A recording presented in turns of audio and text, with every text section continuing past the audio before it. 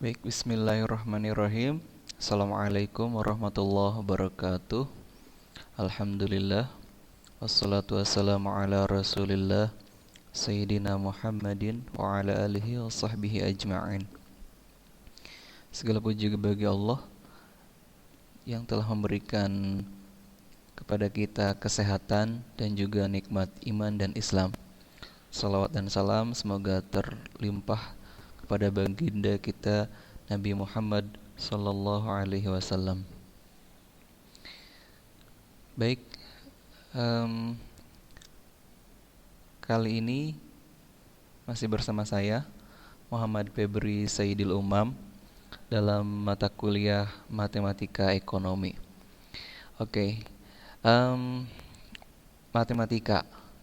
Saya yakin kalian sudah pernah belajar matematika ya, mulai dari SD, SMP, kemudian SMA gitu ya, dan belajar tentang aritmatika, aljabar, kemudian geometri dan lain-lain gitu ya. Nah, jadi matematika ekonomi ini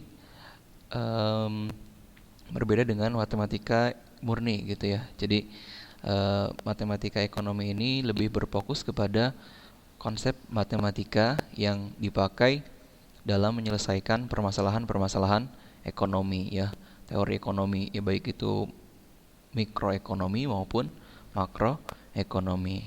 Baik, kita mulai saja. Nah, yang pertama ini perbedaan tentang matematika ekonomi dan matematika murni. Jadi, untuk matematika ekonomi ini merupakan salah satu terapan dari matematika murni ya. Jadi ada sebagian konsep, ada beberapa konsep dari matematika murni yang dipelajari dalam matematika ekonomi. Kemudian salah satu perbedaannya adalah kalau di matematika murni itu biasanya menggunakan variabel-variabel X, Y ataupun Z gitu ya. Nah, kalau di matematika ekonomi itu biasanya variabel-variabel yang digunakan itu melambangkan suatu istilah-istilah ekonomi ya. Contohnya seperti P itu melambangkan harga atau price, kemudian C itu merupakan biaya atau cost ya. Kemudian Q itu merupakan jumlah yang diminta atau yang ditawarkan. Kemudian R itu merupakan penerimaan atau revenue. Nah, mengapa kita harus belajar matematika ekonomi? Nah, ini karena dalam mempelajari ekonomi itu nanti di sana kan ada analisis berupa kualitatif dan juga kuantitatif. Nah, di analisis kuantitatif itu biasanya menggunakan konsep dasar matematika gitu ya. Jadi matematika ekonomi ini sebagai dasar untuk melakukan analisa ekonomi ya. Jadi sangat membantu dalam menganalisa permasalahan-permasalahan ekonomi. Nah, ini ada model hubungan antara teori ekonomi, matematika, ekonometrika dan juga statistika. Nah, biasanya kan kalau di teori ekonomi itu banyaknya yang kualitatif ya, yang tidak memberikan nilai angka. Ini contohnya ada di hukum permintaan ya, jika harga naik maka permintaan akan turun. Ini jadi bentuknya berbentuk kualitatif ya. Jadi kemudian ini ahli matematika ini nanti membuat rumusan atau teori dalam model matematika. Jadi teori tersebut lebih sederhanakan di dalam bentuk sederhana yang dalam bentuk model matematika ya. Contohnya persamaan Q sama dengan fungsi harga ya, atau P. P itu adalah price. Jadi persamaannya misalkan Q sama dengan A min BP. Kemudian ahli ekonometrika itu membuat taksiran berapa nilai A dan B ya, menggunakan analisa pasar lah. Kemudian untuk ahli statistika itu menyajikan data ya, nanti data yang didapatkan itu disajikan untuk menaksir nilai koefisien variabel.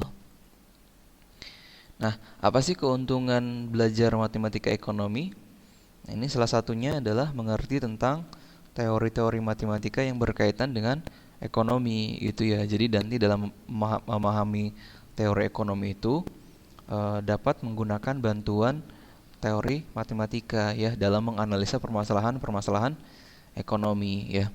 Kemudian nanti juga bisa menghitung analisis kelayakan bisnis ya. Jadi belajar tentang studi kelayakan bisnis itu nanti sangat membantu sekali ya. Dengan mempelajari matematika ekonomi itu sangat membantu sekali dalam mempelajari analisa kelayakan bisnis ya. Contohnya membuat ramalan bisnis ke depan ya, membuat proyeksi ke depan seperti apa, proyeksi penjualan maupun membuat laporan bisnis dan lain sebagainya. Nah, kemudian tentang model ekonomi. Nah, model ekonomi ini yaitu penyederhanaan hubungan antar variabel-variabel ekonomi. Jadi, variabel-variabel ekonomi itu dibuat lebih sederhana ya dalam bentuk suatu model ekonomi. Nah, model ekonomi ini bisa berbentuk model matematika dan juga model non-matematika. Nah, biasanya untuk model matematika ini terdiri atas satu atau sekumpulan persamaan gitu ya. Dan setiap persamaan itu biasanya terdiri atas jumlah variabel, konstanta, koefisien ataupun parameter. Nah, apa sih variabel, konstanta, koefisien ataupun parameter? Nah, di slide selanjutnya kita akan coba bahas ya. Nah, apa itu variabel? Variabel itu adalah sesuatu yang nilainya dapat berubah-ubah dalam suatu masalah tertentu ya.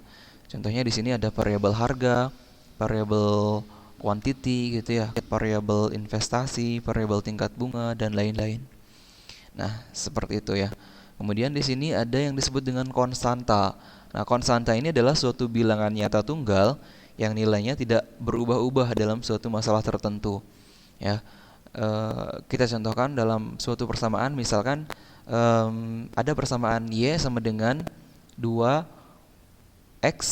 plus 5. Misalkan y sama dengan 2x plus 5.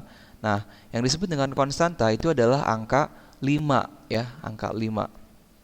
Nah, koefisien. Koefisien itu adalah angka pengali terhadap variabelnya.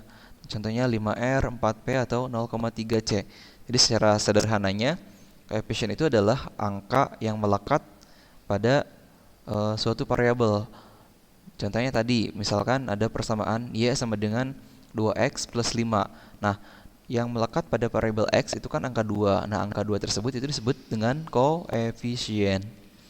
Selanjutnya parameter. Parameter itu adalah suatu nilai tertentu dalam suatu masalah tertentu dan mungkin akan menjadi nilai yang lain pada suatu masalah yang lain ya.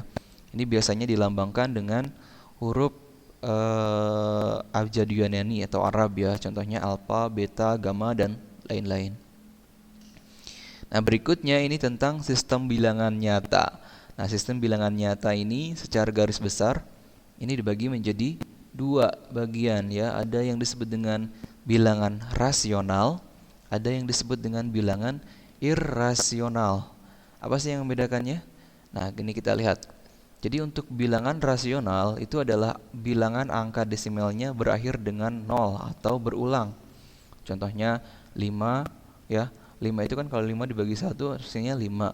Kemudian 1/3 itu ketika dibagi hasilnya 0,3333.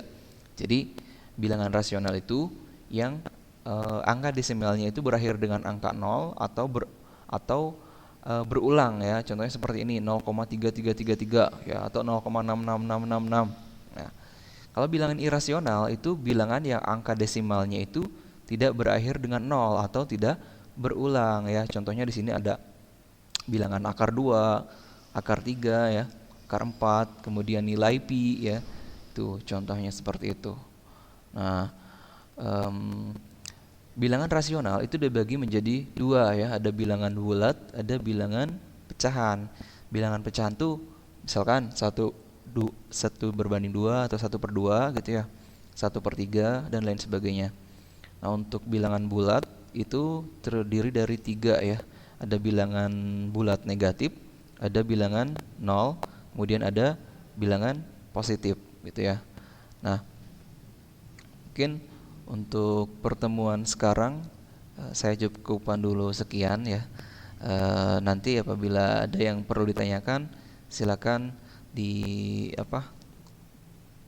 berkomentar di kolom komentar. Oke, terima kasih. Saya cukupkan sekian. Terima kasih. Assalamualaikum warahmatullahi wabarakatuh.